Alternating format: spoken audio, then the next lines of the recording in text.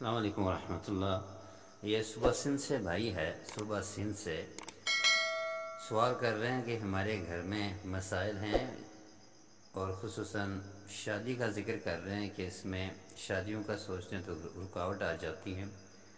ہمیں سوچ کے بتائیے، دیکھ کر بتائیے کہ کس وجہ سے یہ رکاوٹیں ہیں اور اس کا علاج کیا ہے۔ بھائی اللہ آپ کو خوش رکھے کہ آپ ہمیں یاد کیا اور ہم سے ہی آپ نے جواب طلب کیا، لیکن میں آپ کے تھوڑا سا سوال کے اندر ہی اصلاح کر دوں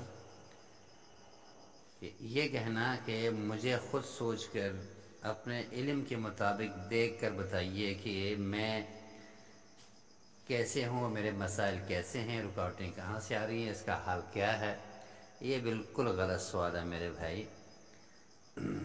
ناراض نہ ہوئیے، ناراض کرنے کے لیے میں نہیں کہہ رہا، اللہ آپ کو خوش رکھے، بلکہ ہمیں عقیدہ اسلام کی سوچ اور حکم کے مطابق چلنا چاہیے۔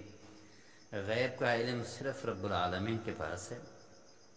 میری حیثیت ایک ڈاکٹر یا ایک دم کرنے والے کی ہے، اس کے علاوہ کچھ نہیں۔ میں اتنا بڑا نہیں ہوں کہ میں دعویٰ کروں کہ مجھے غیب کا بھی علم ہے۔ بالکل غلط ہوگا اگر میں نے یہ دعویٰ کیا نا، دنیا میں اللہ کے علاوہ کسی کے پاس غیب کا علم ہے۔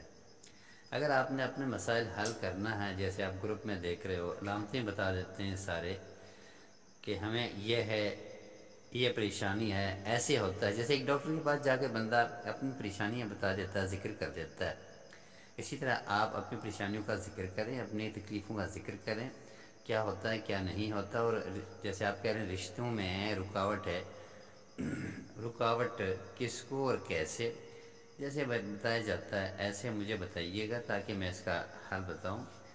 متقی یہ کبھی نہ کہیے گا کہ آپ کیا کہتے ہیں، آپ اپنے علم کے مطابق، ہمارے پاس علم نہیں ہوتا اس قسم کے، یہ تو اللہ کا علم ہوتا ہے جس کا آپ اشارہ کر رہے ہوتے ہیں۔